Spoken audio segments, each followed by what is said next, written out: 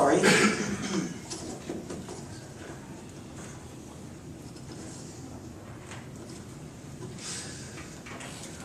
Our next topic of debate is cultural integrity versus individual integrity.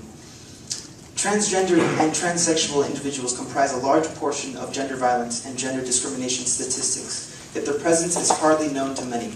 These persons are assigned one sex, and gender at birth, which is not fit with their mental and physical perceptions, results often in a phenomenon known as dysphoria, in which the mind does not view the body as representing itself. Trans individuals are frequently discriminated against on the grounds of moral, religious, and cultural norms, not to mention common discomforts with those who wantonly deviate from the gender expectations of our society.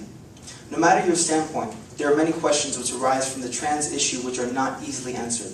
Issues of public restrooms, living space, medical status, and workplace integration have baffled even the liberal institutions of universities across the country. Progress has been made on answering these questions inside academia's halls, but in society at large, there is very little which has been done. Tonight we are going to look at the sides of cultural arguments against transgender perspectives, as well as sides of individual justifying the movement in order to gain perspective on how we form our norms, our laws, and our common ethics. Cultural integrity relies on foundations implemented over several centuries, and in some cases millenniums, which generates resistance when society demands change. Pro-cultural integrity activists do not outright deplore the emergence of individual integrity, but stand strong with history as its reference that it always has been successful. I'd like you to help me thank our next two panelists, first being Max Hyman. Max, if you want to take a stand. Max Hyman is currently in his second semester here at Irvine Valley College and plans to enroll at UC Irvine come fall. Max is a business economics major intent on receiving both Juris Doctorate and Certified Public Accountant degrees. As a new member to the Model United Nations Club, Max has performed at the highest caliber and never is shy to voice his opinion. Last month at Riverside Community College, Max represented the small island nation of Cape Verde and was a key sponsor in leading support from the much larger nations of the United Kingdom, France, China, and the United States, resulting in the passing of this resolution. At the end of the month, Max will attend the National Model United Nations Conference in New York, where he will represent Iceland in the General Assembly Second Committee, providing an expert economic perspective for our team. Max Hyman. Our next panelist that will be debating with Max is Riley Potter. Riley Potter is a returning member of the Irvine Valley College MUN team and has claimed awards at all levels of competition. Focusing on the intersections between neuroscience, genomics, and political science, Riley's research explores the dynamics of supranational governments, and essays the possibility to open source societies. An avowed believer in the public system, Riley plans to transfer to a UC to pursue his undergraduate degree in political science and technology studies. Following his undergraduate aspirations, a misguided quest for a doctorate is destined to drain the few resources remaining to him, saddling the young man in an unsurmountable pile of debt. Riley is a cynic, a futurist, and a vagrant, and a mythanthropologist. I'm sorry if I mispronounced that. And in at least a sense, he could be described as being delighted to be here this evening. So if you want to thank Riley.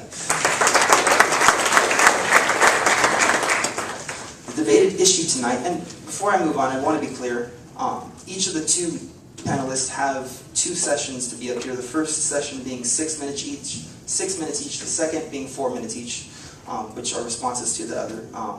So our first topic, cultural integration versus individual integrity.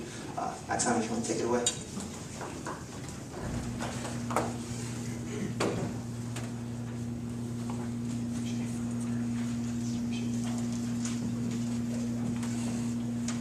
Good evening, everybody. Just want to start off with 2 quick questions. Just raise your hand if you don't mind. How many of you would like to receive $1 just for doing nothing? It's okay, don't be shy. Put your hands down, please. How many of you would like to receive $1,000 for doing nothing? That's what I thought. Whether you know this or not, you've just proven my point. Tonight, my colleague and I are going to talk about cultural integrity versus individual integrity. I'm not here to determine which one is better, which one is worse. What I'm here to tell you is the facts.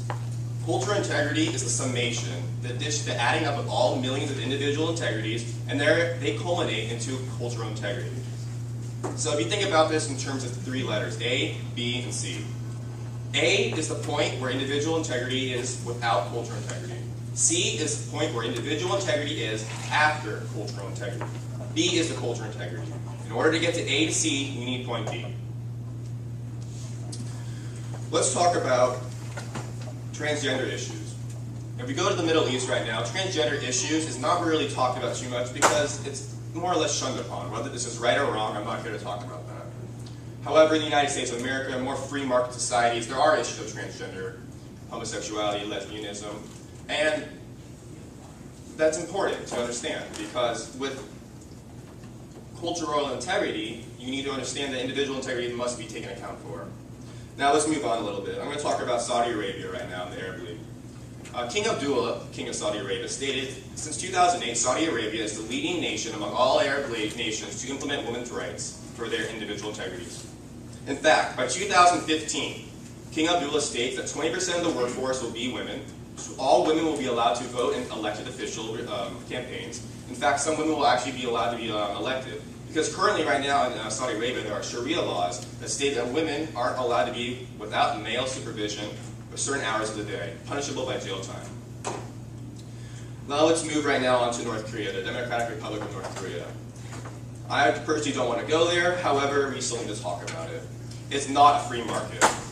The fact is, individual integrity is pretty much not even an issue because culture dictates over there that there's going to be a supreme leader. Now let's move on to an extremely free market. In fact, according to an index out of 100, 88.9 actually is a number for Japan. Japan is the freest market society in the world. Their culture is very straightforward. The individuals treat each other with respect, and pretty much it is the safest nation in the world. You can leave your bike there, and it'll be there tomorrow. Let's continue on our little journey. We're going to take a travel back in time to 1774, the Olive Branch Treaty. This is after the Second Continental Congress right now. Before we actually formed the United States of America, we were the 13 colonies. The Olive Branch Initiative was a treaty that we sent to King George VIII because we did not want taxation without representation, hence the phrase, no taxation without representation. 2 years later, 1776, the Declaration of Independence was co-authored by Thomas Jefferson, with the main emphasis being life, liberty, and the pursuit of happiness. Those are all individual integrities based on the culmination that he wants society to improve. So by taking individual integrity at the source, he implemented those and he wanted cultural integrity to improve tenfold. Let's move on 13 years later. George Washington, 1789 is the first president of the United States. We have ratified our Constitution. There's a battle between anti-federalists and federalists, which created the Bill of Rights, its first 10 amendments. Since 1992, there have been 27 amendments passed, which takes 2/3 ratification of both houses, 3/4 ratification in order to pass it, the president not to veto it, and the Supreme Court determine if it's constitutional or not. Moving on to the present day, let's make a real-world application. Obamacare. I'm not here to argue if it's right or wrong. We're making for an assumption for my purpose of argument that 50% of the nation wants it, 50% doesn't. So we're assuming 50% of our individual integrity wants it, 50% of our cultural integrity does not want it. It's very hard to quantify whether or not it's the right thing to do based on our own integrity. This is also pretty much what I believe because culture has been around for many years, in fact thousands of years. It dates back to the cavemen, the Roman Empire, the Renaissance, the Industrial Revolution, the turn of the 20th century into today, in my life today. Humans and human nature dictates that we don't want to be told what to do, especially when something like a pillar investment or a pillar idea has been along for a long time, especially when there are no solutions passed to change it. So if there's anything I can leave you with today, it's the following. Culture integrity trumps individual integrity 6 out of 7 days a week. It takes a break on Sunday. This is simply by the Transitive Property Association. And I'm not going to go into the math behind that, but pretty much my point initially, I'm going to reiterate it, from A to B to C. We had individual integrity at A. It was improved because of B and moved to C. Thank you.